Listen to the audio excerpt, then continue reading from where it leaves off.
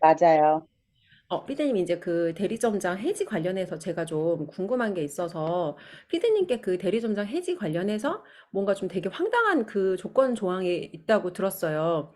1개월 동안 어떤 나랑 상관이 있는 판매원들의 어떤 그런 영업이 제한되거나 하는 그런 내용이었는데 어떤 내용이에요?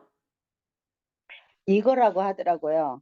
이제 대리점장이 예를 들어서 이제 그 대리점을 해지를 하게 되잖아요. 어, 어. 없어지게 되면은 그 대리점은 결론 그 대리점 판매원들은 한 달 동안 판매를 못 한대요. 나 그 소리 듣고 깜짝 놀랐어요. 그 말도 안 되잖아. 누군가가 어, 어. 누군가가 얼마 전에 저를 찾아왔어요. 그 어, 얘기를 하더라고요. 어, 놀랬어요. 근데 이제 그 사람이 그게 어. 자기가 경험한 거래요. 자기 그 자기가 경험한 건데, 자기 상의가 어. 이제 그 대리점장이고 자기는 파워 매니저였대요. 그랬는데, 이제, 그 어떤 모임이 있어가지고 거기 가서 이미 말로 제품을 팔기로 다 돼 있었대. 아, 그래가지고 어, 이제 어. 그것도 이제 세 명한테. 어머나. 그래갖고 가서, 했는데 회원가입이 안 되더라는 거야. 어머나. 그래서 본사에다 전화를 해서 왜 그러냐 그랬더니 그 얘기를 어. 해주더래. 근데 이런 거를 처음에 가입할 때 아무도 모르지 않아요, 피디님? 저도 처음 알았어요. 근데 만약에 뭔가 자기네가 이런 말도 안 되는 충격적인 제도를 만들려면 명분이 있어야 될 거잖아요. 여기에 대한 네네. 명분은 혹시 설명을 했대요? 왜 이런 말도 안 되는, 그냥 그 물어봤더니 이 대리점장이 그렇게 해서 그만두게 되면은 밑에 어. 사람들은 그렇게 된다고 얘기를 하더라고요. 아니, 근데, 결국은 이거예요. 제가 요즘 가만히 생각을 하니까 이게 파트너를 많이 만들어도 어, 대리점장이 그만두게 되면은 제가 욕을 어, 바가지로 먹는 거예요. 완전 그건데요, 이건 진짜? 너 네, 한번 네. 죽어봐라, 그러니까 이건데요, 완전. 다 뒤집어 씌우는 거야. 야, 전부 다. 진짜 충격받았어요. 너무 쓰레기고 너무 악질 같은 제도인데요? 이게 말이 돼요? 음. 이게, 근데 제가 이걸 도대체 누가 이렇게 만들었는지 참으로 궁금해요. 일단은 완전히 이거는 진짜 대리점장이라는 건 내가 어떤 돈을 뭐 내거나 아무튼 내가 매출을 일으키거나 자격 조건을 갖춰서 간 거잖아요. 근데 이 사람들이 돈을 벌게 제대로 도와주는 제도는 하나도 없는데 인실덤이랑 잠깐 스쳐 지나갔다는 이유로 인실덤을 떠날 때는 아주 3대가 망하기를 바라는 최악의 어떤 그런 조건들인 것 같아요. 진짜 막 너 어디 한번 죽어봐라. 근데 이렇게까지 이런 어떤 타 네트워크나 타 방문 판매에서 이렇게까지 하는지 저는 피디님 저는 정말 제가 처음 이제 들어요. 딴 거를 안 해봐가지고 제가 그걸 어. 잘 모르겠어요. 근데 이거는 참 진짜 해도 해도 너무하는 것 진짜 같아요. 해도 해도 너무하네요. 이게 왜냐면 음, 이 사람이 잘릴 수도 있잖아. 내가 음, 뭐 매출을 일으키고 싶어도 판매 기술이 없으면 매출을 못 올리는 거잖아요. 그러니까 음, 이유가 음. 뭐가 됐든 간에 잘렸을 수도 있잖아. 근데 여기랑 떠나면 여러 가지 너무너무 그 이후에 겪게 되는 개인에 대한 불이익도 있을 뿐만 아니라 이거 우리나라 예전에 연자제라고 법이 있어요. 혹시 피디님 아세요? 이제 공무원 들어가는 아이들은 부모님의 어떤 그런 이력을 조사를 해요. 그래서 제가 맞아요. 아는 아이가 경찰 시험에 붙었어. 어렵잖아, 공무원 시험. 그래서 이제 그 경찰을 하려고 했는데 아버지가 전과가 있어. 아, 안 돼. 그래서 맞아요. 걔가 이제 엄마가 그 일찍 이혼을 했어. 얘 되게 어릴 때 한마디로 아이만 남겨놓고 떠난 그냥 그런 존재야. 근데 친부라는 이유로 이 사람이 인간이 그 뭐라고 할까 전과가 있다는 이유로 얘가 경찰에서 그 자격이 탈락된 거예요. 근데 이게 우리나라에서 약간 이제 언제 이런 경우에 해당되냐면 연자제를 제가 찾아보니까 국가에 대한 반역행위, 대역죄. 옛날에 그런 거에 맞아요. 예전에 우리나라도 80년대까지는 음. 약간 이게 존재를 했대요. 근데 이제 그럼요. 5060 시절에 다 존재했죠. 그런 거. 근데 공무원인데 안 됐다는 거. 그 친구는 지금 이제 30대거든요. 근데 그게 20대 아마 그 일을 겪었을 거예요. 그러니까 최근까지도 이런 게 사실 우리나라에 존재했다는 거죠. 네네. 이게 어떤 국가에 대한 반역 행위나 정부나 왕이나 이제 이런 데 도전 행위를 한 사람에 대해서 일어나는 그러니까 같이 죽으라는 거잖아. 니네는 아직 같이 죽어버려라. 약간 이런 건데 어떻게 개인 회사에서 그 금전적으로 연결된 그 사람한테 경제적인 사망 선고잖아, 이거는. 그럼요. 말하면요. 그 사람의 일생은 뭐가 되냐고. 아유, 그러니까 뭐라고 할까? 한 사람이 한 달 동안 이 비즈니스 활동을 못 한다는 거는 한 달 동안 새로운 고객 창출을 못 한다는 거잖아요. 근데 다시 돌아서서 제가 생각을 해봤어요. 어. 일반 대리점장들 그만두게 되면 타 유사 업종에 1년 동안 못 가게 하는데 그거 못 하겠어요? 그렇게 하면은 또 당연한 원리로 또 보이기도 그러니까 해요. 이게 어떻게 사람이 계속 당하다가 보면은 글쎄 제가 요새 그렇게도 생각을 하게 되더라니까. 아. 이게 근데 말이 되는 거예요. 보세요.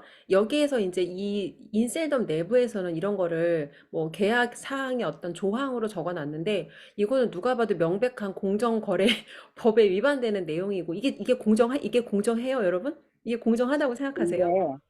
누군가가 이 얘기를 하더라고. 이게 맞는지 안 맞는지는 어. 모르겠는데 그 공정거래위원회에 있었던 사람이 어? 지금 거기 바지 사장으로 앉아 있다 그러더라고요.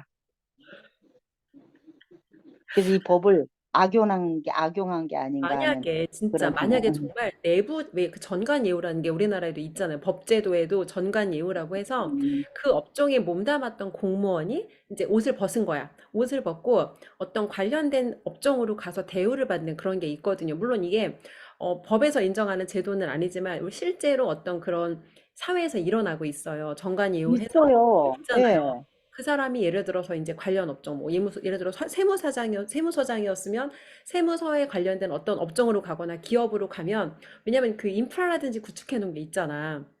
그럼. 군인들이 많이 그렇게 해서 나오잖아요. 군인들이요? 예.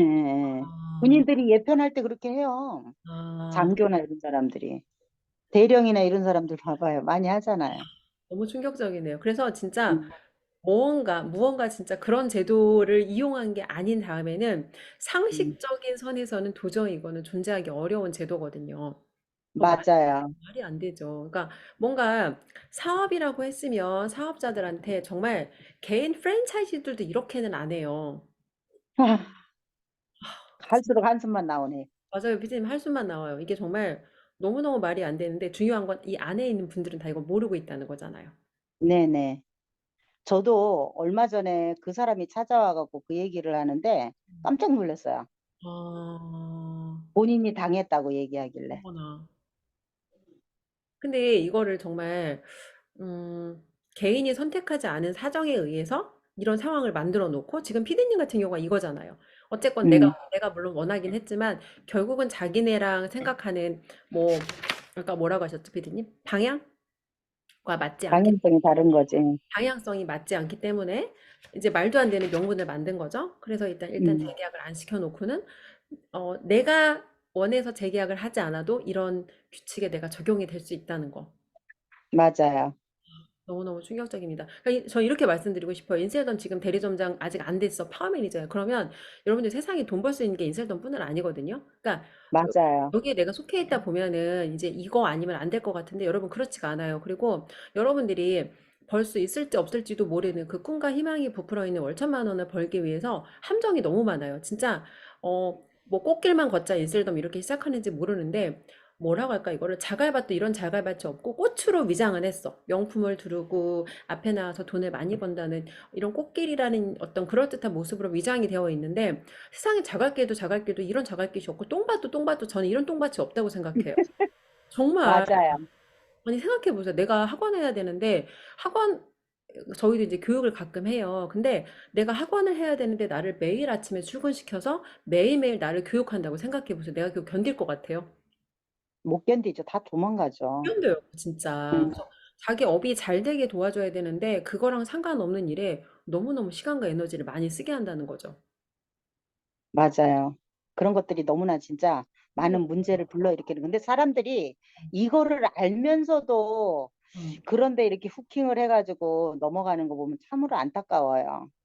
그래서 저는 음, 그게 세뇌 교육의 힘이라고 생각해요. 매일 똑같은 강의를 들으면서 그걸 주입한다고 하더라고요. 네가 이 강의를 들으면서도 변하지 않고 니네가 돈을 못 벌면 그건 네 책임이야. 근데 여러분 아니에요. 그거는 그러니까 똑같은 내용을 반복해서 듣다 보면 사람이 세뇌가 되거든요. 근데 돈을 벌지 못하는 건 여러분들 책임이 아니라 돈 버는 방법을 안 알려줘. 그리고 그렇지. 그리고 그 안에만 있다 보면 결국은 돈 벌 시간이 없어. 그리고 어쨌든 음, 잘려요. 음, 매출이 없어도 잘리고 시스템 인을 안 해도 잘리고 어쨌든 잘려요. 그리고 음. 잘리고 나면 그 후가 더 막 이미 끝난 관계인데 왜 그렇게 발목을 잡냐고 사람을. 그러니까 차라리 깨끗하게 보내놔 주지. 그러니까요. 그래서 깊게 연결이 되면 될수록 여러분들한테 돌아가는 그 리스크가 너무 커요. 얻을 수 있는 잠재적인 이득은 이만한데 이 아래 보이지 않는 리스크가 진짜 빙산의 일각인 거고 이득은 보이지 않는 리스크가 너무 커요, 여러분. 그래서 맞아. 결정을 아직 안 하신 분들은 좀 신중하게 가끔 저한테도 연락 주시거든요. 이제 파워 매니저다 인셀덤 사업을 알아보는 중인데 제 영상을 보고 많이 도움을 받으신다고 하더라고요. 그래서 돈 벌 수 있는 가능성이 있지만 그것에 비해 리스크가 너무 크다. 매우 신중해라라고 저는 말씀드리고 싶습니다. 근데 중요한 거는 그거 이런 어떤 번다는 프레임에 갇혀가지고 그 얘기를 해도 뭐 자꾸 그쪽으로 빨려 들어간다고.